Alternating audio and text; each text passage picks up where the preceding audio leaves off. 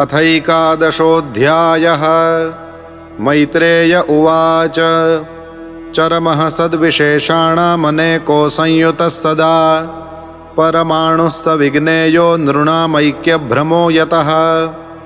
सत एव पदार्थस्य स्वरूपावस्थितस्य यत् कैवल्यं परममहानविशेषो निरन्तरः एवं कालोऽप्यनुमितः सौक्ष्म्ये स्थौल्ये च सत्तमा संस्थानभुक्त्या भगवान् अव्यक्तो व्यक्तभुग्विभुः सकालः परमाणुर्वै यो भुङ्क्ते परमाणुताम् सतो विशेषभुग्यस्तु सकालः परमो महान् अणुर्द्वौ परमाणु स्यात् त्रसरेणुस्त्रयः स्मृतः झालार्करश्म्यवगतः खमेवानुपतन्नगात् त्रसरेणुत्रिकं भुङ्क्ते यः कालः स त्रुटिः स्मृतः शतभागस्तु वेदः स्यात् तैस्त्रिभिस्तु लवः स्मृतः निमेषस्त्रिलवोऽग्नेय आम्नातस्ते त्रयः क्षणः क्षणान् पञ्च विदुः काष्ठां लघुता दश पञ्च च लघूनि वै समाम्नाता दश पञ्च च नाडिका ते द्वे मुहूर्तः प्रहरः षड्यामः सप्त वा नृणां द्वादशार्धपलोन्मानं चतुर्भिश्चतुरङ्गुलैः स्वर्णमाशैः कृतच्छिद्रं यावत् प्रस्थजलप्लुतम् यामाश्चत्वारश्चत्वारो मर्त्या नामहनि उभे पक्षः पञ्चदशाहानि शुक्लः कृष्णश्च मानद तयोः समुच्चयो मासः पितॄणां तदहर्निशम् द्वौ तावृतुः षडयनं दक्षिणं चोत्तरं दिवि अयने चाहनि प्राहुर्वत्सरो द्वादश स्मृतः संवत्सरशतं नॄणां परमायुर्निरूपितं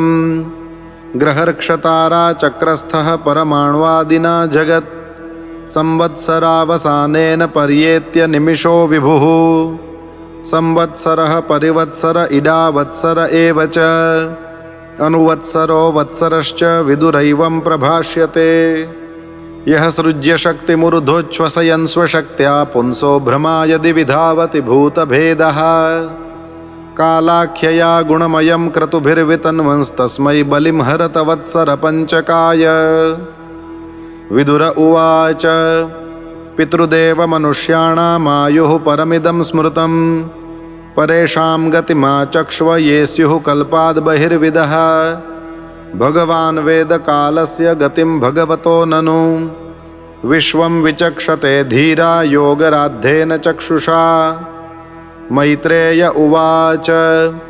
कृतं त्रेताद्वापरं च कलिश्चेति चतुर्युगम् दिव्यैर्द्वादशभिर्वर्षैः सावधानं निरूपितं चत्वारि त्रीणि द्वे चैकं कृतादिषु यथाक्रमम् संख्यातानि सहस्राणि द्विगुणानि शतानि च सन्ध्यांशयोरन्तरेण यः कालः शतसंख्ययोः तमेवाहुर्युगं तज्ज्ञा यत्र धर्मो विधीयते धर्मश्चतुष्पान्मनुजान् कृते समनुवर्तते स एवान्येष्वधर्मेण व्यतिपादेन वर्धता त्रिलोक्यायुगसाहस्रं बहिराब्रह्मणो दिनं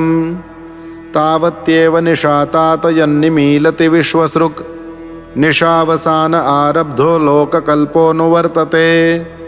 यावद्दिनं भगवतो मनुन् भुञ्जंश्चतुर्दश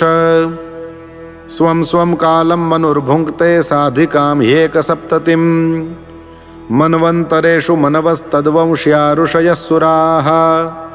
भवन्ति चैव युगपत्सुरेशाश्चानुये च तान् एष दैनन्दिनः सर्गो ब्राह्मस्त्रैलोक्यवर्तनः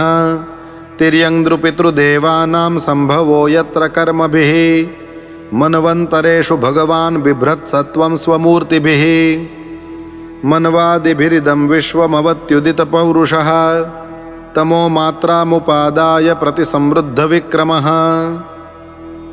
कालेनानुगताशेष आस्ते तूष्णीं दिनात्यये तमेवान्वपि धीयन्ते लोका भूरादयस्त्रयः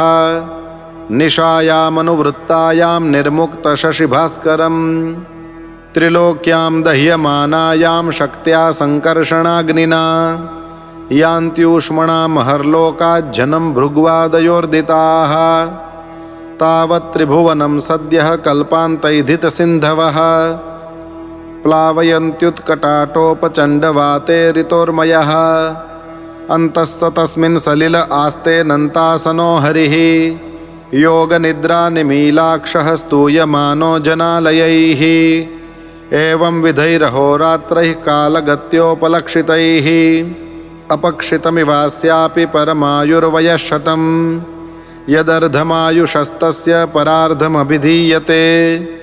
पूर्वः परार्धोपक्रान्तो ह्यपरोद्य प्रवर्तते पूर्वस्यादौ परार्धस्य ब्रह्मो नाम महानभूत्